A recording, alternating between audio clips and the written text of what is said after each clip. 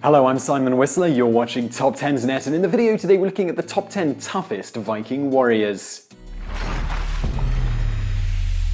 Number 10. Erik Bloodaxe. From age 12 through his teen years, Erik did what Vikings do and raided along the Baltic and European coasts. His father was king of Norway and had plenty of sons to inherit the throne, so Erik solved that problem by murdering his brothers, which earned him the nickname Bloodaxe. One brother remained though, and after a brief rule, Erik was driven out of Norway. The Norse sagas tell of Erik returning to raiding before settling in Northumbria and becoming its king. Northumbria was a hotly contested kingdom though, and Erik was ultimately killed in battle. Number 9. Freydis Eriksdottir. Daughter of Erik the Red and half-sister to Leif Erikson, Freydis earned her Viking warrior princess mantle by chasing off some hostile Vinland natives by herself, armed with only a sword, while pregnant. She was also an explorer. Freydis and her husband led the Vikings' fourth expedition to Vinland. While there, Freydis decided that she wanted more than her share, so she lied to her husband, telling him that their partners had attacked her and demanded he kill them. In fact, she threatened to divorce him if he didn't. He did, but refused to murder their wives and children, so Freydis took an axe and did the job herself. When word got out about what she had done, she was shunned, but since she was Leif's sister, she got away with murder. Number 8. Sweyn Forkbeard. In 987, Sweyn Forkbeard rebelled against his father by going to war against him. Once his father was dead, Sweyn was king of Denmark. Of course, he'd hardly be a Viking without raiding, so in 982, Sweyn repeatedly attacked England. In 1000, he turned his attention to Norway, killed its king, and divided the country with his allies. Meanwhile, the English king ordered the murder of Danish lords in the St. Brice's Day massacre, including Sven's sister, so Sweyn responded by spending the next 11 years laying waste to England until his death. Number 7. Harald Hardrada. Harald Sigurdsson went to war in 1030 when he was 15 to support his half-brother, the King of Norway. Harold's side lost, so he escaped to Kiev and spent the next 15 years there and in Constantinople, where he became the leader of the Byzantine emperor's Varangian Guard. Returning to Norway in 1046, he took the throne and became known as Hardrada or Hard Ruler, both for his harsh rule and constant warring. Then the King of England died, and believing he had claim to the throne, Harald led a force of 300 ships to northern England against another claimant,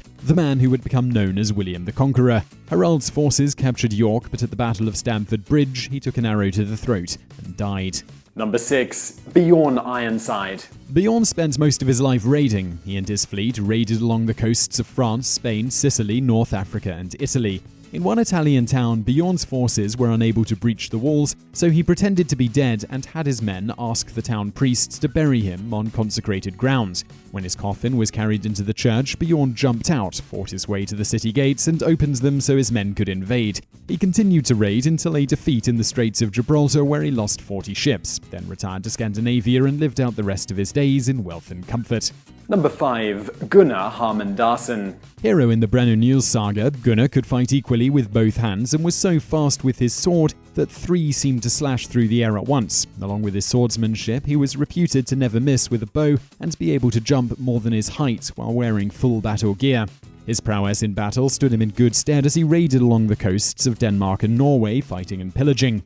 Ultimately, Gunnar killed 2 men from the same family, and the rest of the dead men's clan came after him. Gunnar was holding his own until his bowstring broke. He asked to use his wife's hair to repair it, but she refused because it slapped her, and the attacking men overwhelmed and killed him. Number 4. Erik the Red. Killing was a habit for Erik. First, he was exiled from Norway for murder. He moved, but after killing 2 neighbors, he was exiled again. Next, he settled in Iceland, but again, he fought and killed several men and was kicked out for a term of 3 years. Clearly, established kingdoms couldn't hold him, so Erik sailed west, found Greenland, and spent his exile exploring. Back in Iceland, he recruited 500 men and women to found a colony on Greenland, although only 14 of the 25 ships survived the voyage.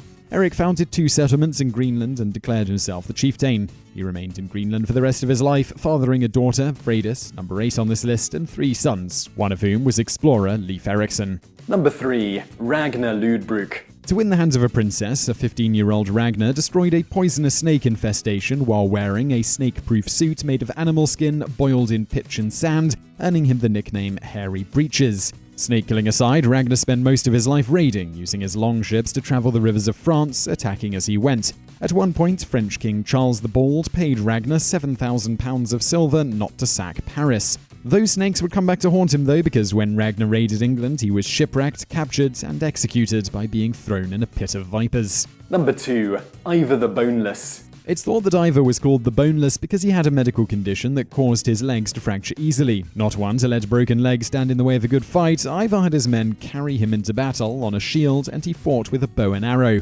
After the usual Viking raiding and warring, Ivar took the throne of Dublin in 856. In 865, Ivar and his brother led a force of hundreds of longships towards Northumbria and the city of York. They captured and occupied York and then took on King Egil, who'd had Ivar's father executed. In revenge, Ivar ordered the king be given the blood eagle, where the shape of an eagle was carved into his back, then his ribs and lungs ripped out.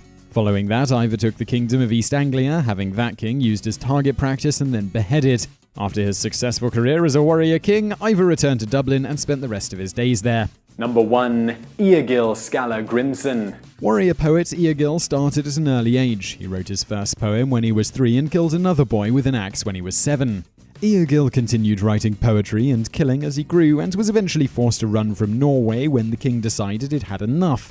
Being an outlaw gave Egil the chance to go pillaging and plundering, which he did, along with taking on 11 men by himself, using his teeth to tear out throats and gouging out eyes. After a lifetime of fighting and writing epic poetry, Egil died peacefully in his 80s, after having killed the slave who helped him bury his treasure.